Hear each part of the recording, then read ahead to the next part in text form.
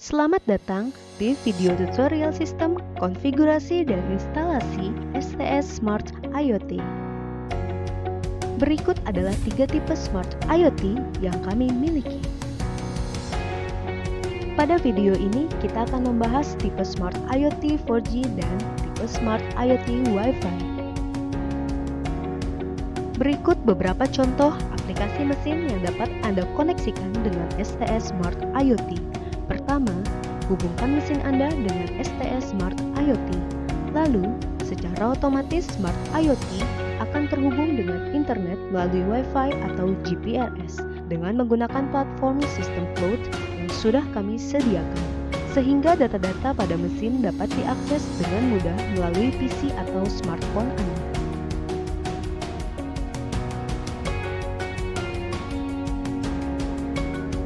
STS Smart IoT mempunyai 2 port antena yang berada di bagian kiri untuk koneksi GPRS dan di bagian kanan untuk koneksi GPS. Sambungkan kabel antena GPRS ke port yang berada di sisi kiri. Lalu sambungkan kabel GPS ke port yang berada di sisi kanan. Kemudian, sambungkan 2 kabel power positif dan negatif pada slot terminal sesuai tampilan di layar. Dan sambungkan 2 kabel serial komunikasi RS485 pada slot terminal sesuai tampilan di layar. Tetapi pada tipe Smart IoT 4G, Anda perlu memasukkan SIM card untuk dapat mengaktifkan koneksi GPRS.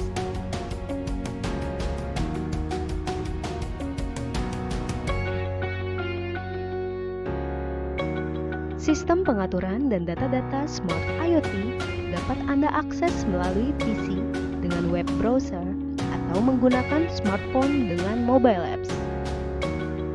Anda perlu terlebih dahulu masuk ke dalam website yang tertera di layar. Di sana, Anda dapat melanjutkan proses login untuk akses menggunakan PC dan web browser. Tetapi, untuk akses melalui smartphone dan mobile apps, gunakan QR code berikut. Scan QR code untuk mendownload mobile apps ke dalam smartphone Anda. Lalu lanjutkan proses login untuk akses menggunakan smartphone dan mobile apps.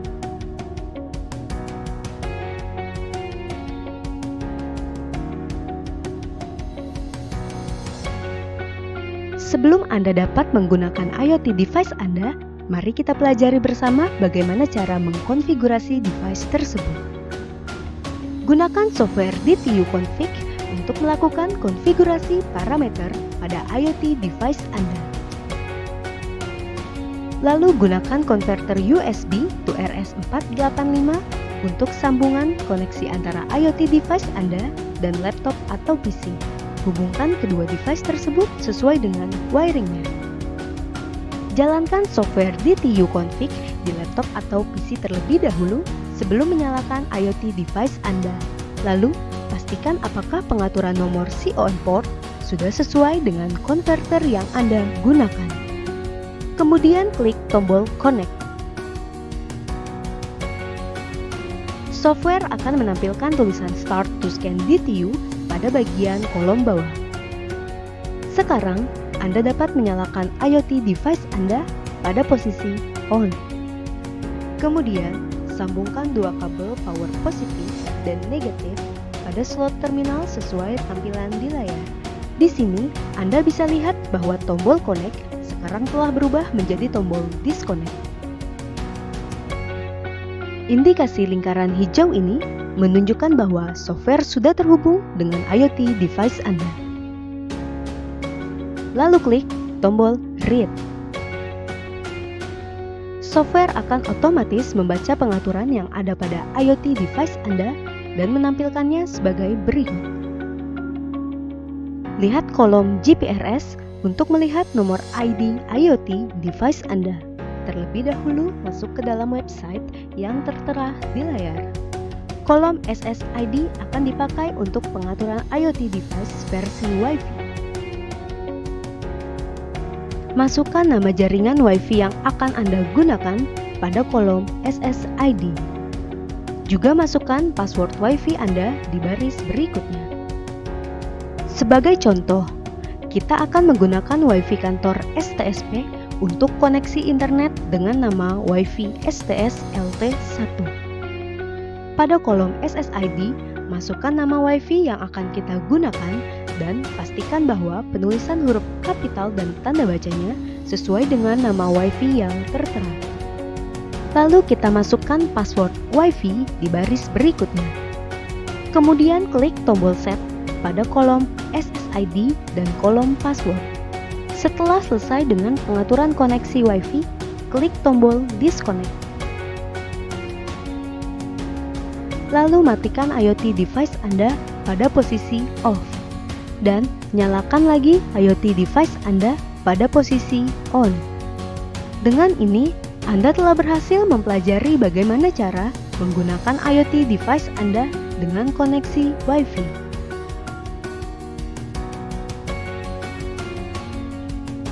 Setelah kita mempelajari cara mengkonfigurasi IoT device menggunakan software DTU Config, sekarang mari kita pelajari pengaturan IoT device menggunakan server cloud sistemnya.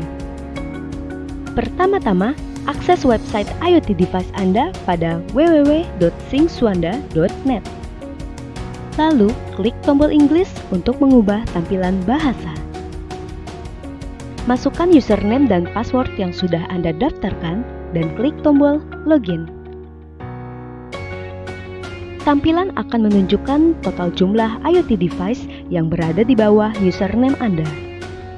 Pada video ini, kita mempunyai 2 IoT device, 1 online device dan 1 offline device. Klik tombol Device untuk melihat status IoT device tersebut, yaitu 1 online device dan 1 offline device. Pada kolom GPRS Name, Anda dapat mengubah nama IoT device sesuai keinginan Anda. Nomor serial produk pada IoT device Anda dapat dilihat pada kolom GPRS ID. Kolom Belong Customer menunjukkan username kepemilikan IoT device Anda. Pada video ini, kita akan menggunakan LS Inverter sebagai template name. Lalu, klik tombol template pada bagian atas layar. Halaman template akan menampilkan daftar pengaturan address Modbus dari masing-masing device yang Anda hubungkan dengan IoT device Anda. Sebagai contoh, halaman template akan menampilkan daftar address Modbus dari inverter LSIS7, H100, dan sebagainya. Tetapi, jika Anda mempunyai device baru yang ingin Anda tambahkan pada halaman template, klik tombol Add untuk menambahkan device baru. Sebagai contoh, masukkan LS Inverter sebagai nama template baru Anda. Lalu, isi kolom Remark sesuai kebutuhan Anda. Lalu klik tombol Save. Untuk menambah template item, klik tombol Add Item. Masukkan item yang dipakai untuk memonitor parameter menggunakan address yang hanya bisa dibaca pada Modbus. Pada video ini, kita akan mengambil item data berdasarkan buku manual Inverter LSIS7. Daftar item yang dapat dibaca Modbus ditunjukkan dalam kode R atau read, kode W berarti write, dan kode RW berarti bahwa item tersebut dapat melakukan read or write dengan Modbus. Untuk kebutuhan monitoring parameter, kita hanya perlu memakai item dengan kode R atau read. Kita gunakan command frekuensi sebagai contoh parameter yang akan kita pakai dengan address parameter 5 atau 0005. Akan tetapi, pada Modbus LS, address parameter harus selalu dikurangi 1 poin. Dalam hal ini, address 4 adalah angka yang akan kita masukkan ke dalam pengaturan. Masukkan address 0004H pada kolom Register Address. Pada kolom English Description, masukkan nama parameter command frekuensi. Lalu, masukkan Hertz pada kolom Unit. Dan pada kolom Accuracy, masukkan nilai hertz sesuai buku manual yaitu 0.01. Di kolom display type, Anda bisa memilih tipe tampilan display dalam bentuk text, line atau train graph, dan gauge yang berbentuk seperti multimeter. Lalu klik tombol Save. Kita pilih parameter acceleration time dan deceleration time dengan kode RW yang dapat melakukan read write. Klik tombol Add Item, lalu masukkan 0006H pada kolom Register Address. Pada kolom English Description, masukkan Actual Time. Pada kolom Unit, masukkan sec atau second dan masukkan 0.1 pada kolom Accuracy. Sekarang, mari kita tambahkan item untuk parameter Deceleration Time. Masukkan 0007H pada kolom Register Address dan masukkan Decel Time pada kolom English Description. Lalu klik tombol Save untuk menyimpan pengaturan. Kita buat beberapa item lagi dengan parameter output frekuensi dan output voltage. Klik tombol Add Item lalu masukkan 0009H pada kolom Register Address. Pada kolom English Description, masukkan output frekuensi. Pada kolom Unit, masukkan hertz, lalu masukkan 0.01 pada kolom Accuracy. Untuk output frekuensi, pilih gauge dan line sebagai tampilan display. Lalu klik tombol Save untuk menyimpan pengaturan. Sekarang mari kita tambahkan item untuk parameter output voltage. Masukkan 000AH pada kolom Register Address dan masukkan output voltage pada kolom English Description.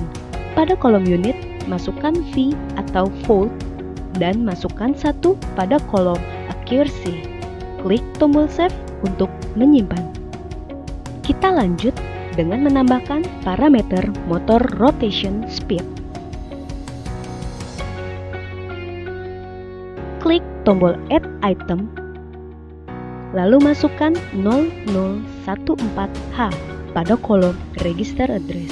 Pada kolom English Description, masukkan motor rotation speed. Dan pada kolom Unit, masukkan RPM, lalu masukkan 1 pada kolom Accuracy. Pada kolom Display Type, pilih tampilan Gauge dan Line. Lalu, klik tombol Save untuk menyimpan pengaturan. Setelah selesai memasukkan parameter yang kita butuhkan, klik tombol Next. Kita masuk ke halaman Command Parameters untuk daftar parameter dengan kode W atau write. Klik tombol Add Item. Kita catat terlebih dahulu address parameter yang dibutuhkan seperti command frequency, acceleration time, dan deceleration time. Lalu, masukkan 0004H pada kolom Register Address. Pada kolom English Description, masukkan command frequency. Dan pada kolom Unit, masukkan hertz, lalu masukkan 0.01 pada kolom Accuracy. Lalu klik tombol Save. Sekarang, masukkan 0006H pada kolom Register Address. Pada kolom English Description, masukkan Actual Time. Dan pada kolom Unit, masukkan sec. Lalu masukkan 0.1 pada kolom Accuracy. Klik tombol Save untuk menyimpan. Lalu masukkan 0007H pada kolom Register Address. Pada kolom English Description, masukkan Decel Time. Klik tombol Save untuk menyimpan. Selanjutnya, kita masuk ke halaman Fault Definition untuk daftar address Modbus pada saat error terjadi. Kita ambil contoh dari parameter Inverter Operating Status dengan address 0305 yang mempunyai pilihan status seperti Normal Status, Warning Status, atau fault status. Kita masukkan data fault parameter dari address 0330 yang mempunyai beberapa trip information seperti B1 overload trip dan B2 underload trip. Klik tombol add item, lalu masukkan 0330H pada kolom fault address. Pada kolom fault code, masukkan 1. Pada kolom English description, masukkan overload trip. Klik tombol save untuk menyimpan pengaturan. Lakukan langkah yang sama untuk pengisian underload trip. Pada kolom fault code, masukkan 2. Pada kolom English description, masukkan underload trip. Lalu klik tombol save. Dan klik tombol next untuk melanjutkan. Pada halaman berikut, perintah command run yang akan dikirim pada Modbus ditampilkan sesuai dengan yang tertera di layar. Begitu juga untuk command reverse dan command run atau stop dengan server melalui komunikasi. Lalu klik tombol submit setelah selesai. Bisa Anda lihat bahwa templates yang sudah kita buat sebelumnya akan tampil di halaman berikut. Untuk mengaktifkan koneksi ke IoT device Anda, klik tombol device. Pilih IoT device yang Anda inginkan, kemudian klik tombol edit. Dan pada kolom template, pilih template yang kita buat sebelumnya dengan nama LS Inverter. Lalu klik tombol save. Klik tombol overview untuk mengakses halaman status IoT device Anda. Warna biru menunjukkan online status, sedangkan warna abu-abu menunjukkan offline status. Lalu klik pada gambar inverter untuk melihat info pengaturan device. Berikut tampilan display untuk parameter yang sudah kita masukkan sebelumnya, seperti command frequency, axle time, diesel time, output frequency, output voltage, dan motor rotation speed.